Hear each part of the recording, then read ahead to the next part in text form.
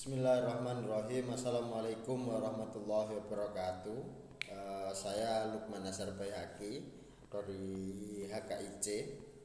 Dan di sini saya sekaligus pembuka pada presentasi hari ini ya. Kami dari kelompok 12 berjumlah 3 orang. Ya, saya sendiri Lukman Nazar Baihaqi dan Maulidah Nur Awaliyah dan Muhammad Nur Salim. Di sini kami akan mempresentasikan masalah takhir atau horor, tadlis, ikhtikar dan ba'i najasi. Dan di sini yang pertama saya akan mempresentasikan mengenai takrir atau horor. Definisi horor adalah menurut bahasa, makna horor adalah al-qatr, pertaruhan. Jadi horor tersebut adalah menurut bahasa adalah pertaruhan, sehingga Syekhul Islam Ibnu Taimiyah mengatakan al-horor adalah yang tidak jelas hasilnya, dalam kurung majhul al-haqiqah. Sedangkan menurut Syekh Sa'di al-horor adalah al-muqatarah adalah pertaruhan, dan al-jahalah ketidakjelasan dalam kurung ya. Perihal hal ini masuk dalam kategori perjudian. Jadi horor atau takhir itu masuk kategori perjudian, jadi tidak jelas. Sehingga dari penjelasan ini dapat disimpulkan yang dimaksud jual beli horor adalah semua jual beli yang mengandung ketidakjelasan. Jadi horor adalah jual beli yang mengandung ketidakjelasan, pertaruhan atau perjudian. Hukum horor dalam syariat Islam hukumnya terlarang. Hukum horor adalah terlarang karena memakan harta orang lain secara batil serta masuk dalam kategori perjudian. Tapi dalam garis besarnya ya, tidak semua jual beli yang mengandung unsur horor tersebut dilarang, tidak semua. Dan dasar hukum horor adalah ada pada sabda Rasulullah SAW, hadis Abu Hurairah yang berbunyi itu yang di PPT ada, nanti bisa dan horor yang diperbolehkan di sini adalah yang horor yang disepakati larangannya dalam jual beli, seperti jual beli yang belum ada wujudnya. Jadi jual beli yang belum ada wujudnya itu kan mengandung unsur ketidakjelasan, itu horor, tidak jelas. Nah, tapi jual beli tersebut disepakati antara si penjual dan si pembeli, sepakat sama-sama mau, jadi itu horor yang diperbolehkan. Dan horor yang masih diperselisihkan yang kedua, apakah diikutkan pada bagian pertama atau kedua. Misalnya ada keinginan menjual sesuatu terpendam di tanah seperti wortel. Contoh seperti ini, saya akan membeli wortel kamu, tapi wortelnya itu dalam bentuk masih di tanah. Kita kan nggak tahu wortel itu kecil apa besar itu. Nah, itu mengandung unsur ketidakjelasan. Akan tetapi penjual sama pembeli sama-sama sepakat, sama-sama suka, akhirnya sah.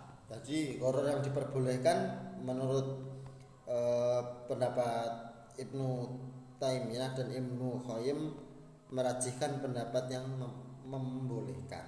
Jadi begitu ya, kurang lebihnya dari saya mohon maaf. Billahi taufik wal hidayah. Nanti akan dilanjutkan teman saya Muhammad Nur Salim dan Maulidah. Dari saya sendiri, sampai jumpa. Saya Muhammad Nur Salim akan menjelaskan tentang tadlis. Definisi tadlis secara bahasa, tadlis adalah al-khida' wa al-ibham wa at-tamwiyah, penipuan, kecurangan, penyamaran, penutupan. Tadlis juga berarti gelap, seakan penjual mengantarkan pembeli ke dalam kegelapan sehingga pembeli tidak bisa melihat secara sempurna keadaan barang tersebut. Jadi, tadlis adalah upaya menampakkan barang dalam bentuk yang tidak sesuai dengan kenyataannya, atau bisa disebut dengan menutupi aib barang. Hukum tadlis. Tadlis hukumnya haram, siapa saja melakukannya berdosa, sebab tadlis itu merupakan bagian dari penipuan. Harta yang diperoleh dengan melakukan tadlis merupakan harta yang diharamkan secara syar'i. Dasar hukum tadlis ada dua. Yang pertama, Al-Quran Surat An-Nahl ayat 105. Dan yang kedua, sabda Rasulullah, Laisa minna man gossa. Tidak termasuk golongan kami orang yang menipu. Hadis riwayat Muslim, Abu Dawud, At-Tirmidzi, dan Ibnu Majah. Selanjutnya jenis-jenis tadlis. Tadlis dalam kuantitas. Tadlis dalam kuantitas termasuk juga kegiatan menjual barang kuantitas sedikit dengan barang kuantitas banyak. Tadlis dalam kualitas. Menyembunyikan cacat atau kualitas barang yang buruk yang tidak sesuai dengan yang disepakati antara si penjual dan pembeli. Tadlis dalam harga. Menjual barang yang lebih tinggi atau lebih rendah dari harga pasar karena ketidaktahuan pembeli atau penjual. Dalam fikih disebut ghoban. Tadlis dalam waktu penyerahan. Penjual menutupi kemampuan ia dalam menyerahkan barang yang sebenarnya lebih lambat dari apa yang ia janjikan. Demikian penjelasan dari saya. Selanjutnya akan dijelaskan oleh teman saya Maulida Nur Awalina. Nama saya Maulida Nur Awalina. Di sini saya akan menjelaskan tentang ihtikar dan jual beli najasi. Ihtikar secara etimologi adalah perbuatan menimbun, pengumpulan barang-barang atau tempat untuk menimbun. Ihtikar secara terminologis adalah menahan atau menimbun barang-barang pokok manusia untuk dapat meraih keuntungan dengan menaikkan harganya, serta menunggu melonjaknya harga di pasaran.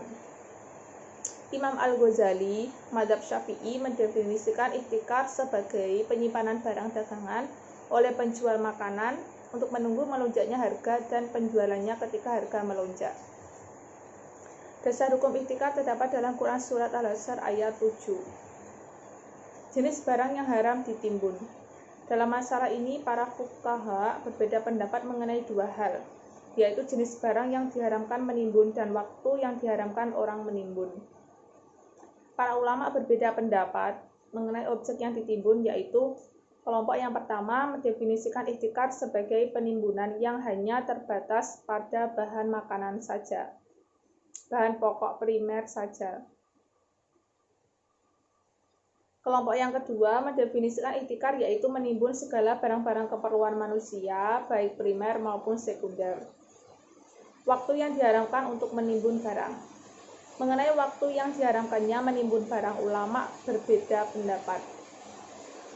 Sebagian ulama memberlakukan larangan itu untuk semua waktu, tidak membedakan antara waktu sempit dan waktu lapang, karena disandarkan pada keumuman larangan melakukan penimbunan barang. Kriteria ihtikar dalam Islam. Dalam hal ini, para ulama berpendapat bahwa yang dimaksud dengan penimbunan yang haram adalah yang memiliki kriteria sebagai berikut. Bahwa barang yang ditimbun adalah kelebihan dari kebutuhannya berikut tanggungan untuk persediaan setahun penuh. Karena seseorang boleh menimbun untuk persediaan nafkah dirinya dan keluarganya dalam tenggang waktu kurang dari 1 tahun. Bahwa orang tersebut menunggu saat-saat memuncaknya harga barang agar dapat menjualnya dengan harga yang lebih tinggi karena orang sangat membutuhkan barang tersebut kepadanya. Bahwa penimbunan dilakukan pada saat di mana manusia sangat membutuhkan barang yang ditimbun, seperti makanan, pakaian, dan lain-lain. Jika barang-barang yang ada di tangan para pedagang tidak dibutuhkan manusia, maka hal itu tidak dianggap sebagai penimbunan, karena tidak mengakibatkan kesulitan pada manusia. Hikmah dari larangan melakukan ihtikar. Imam Nawawi menjelaskan hikmah dari larangan melakukan ihtikar adalah mencegah hal-hal yang menyulitkan manusia secara umum. Oleh karenanya, para ulama sepakat apabila ada orang memiliki makanan lebih, sedangkan manusia lain sedang kelaparan dan tidak ada makanan kecuali yang ada pada orang tadi, maka wajib bagi orang tersebut menjual atau memberikan dengan cuma-cuma makanannya kepada manusia supaya manusia tidak kesulitan. Demikian juga apabila ada yang menimbun selain bahan makanan seperti pakaian musim dingin dan sebagainya, sehingga manusia kesulitan mendapatkannya dan membahayakan mereka, maka hal ini dilarang dalam Islam. Jual beli najasi. Dalam dunia bisnis komoditas tertentu, ada sebuah cara yang bisa dilakukan oleh pemilik barang untuk memperoleh keuntungan dengan menggunakan seseorang atau sekelompok orang untuk berpura-pura menawar barang dagangannya dengan harga tinggi dengan maksud untuk memancing keinginan para calon pembeli barang tersebut untuk menawarnya dengan harga tinggi atau bahkan lebih tinggi daripada nilai tawar barang tersebut. Yang dalam istilah fikih dikenal dengan sebutan najasi, jual beli najasi. Jual beli dengan pola ini jelas dilarang oleh Islam karena akan berakibat merugikan para pembeli. Inilah praktik jual beli yang berujung pada riba. Teks hadis terjemahannya yaitu dari Ibnu Umar bahwasanya Rasulullah melarang jual beli dengan cara najasi. Dan dalam lafaz yang lain dinyatakan, janganlah kamu sekalian melakukan jual beli dengan cara najasi. Hadis riwayat Al-Bukhari.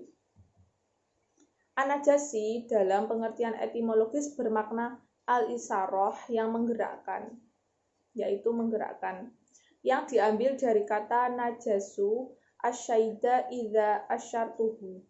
Aku menghalau hewan buruan apabila aku menggerakkan atau mengejutkannya. Sedang dalam pengertian terminologis adalah ketika seseorang menambah harga pada suatu barang, namun ia tidak membutuhkan barang tersebut dan tidak ingin membelinya. Ia hanya ingin harganya bertambah dan akan menguntungkan pemilik barang. Rasulullah pada prinsipnya melarang bai an-najasi.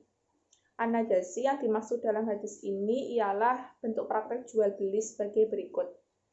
Seseorang yang telah ditugaskan menawar barang mendatangi penjual lalu menawar barang tersebut dengan harga yang lebih tinggi dari yang biasa. Hal itu dilakukannya di hadapan pembeli dengan tujuan memperdaya si pembeli. Sementara ia sendiri tidak berniat untuk membelinya. Namun tujuannya semata-mata ingin memperdaya si pembeli dengan tawarannya tersebut. Ini termasuk bentuk penipuan dan karenanya disebut sebagai praktik jual beli yang terlarang. Sekian penjelasan dari kelompok kami. Wassalamualaikum warahmatullahi wabarakatuh.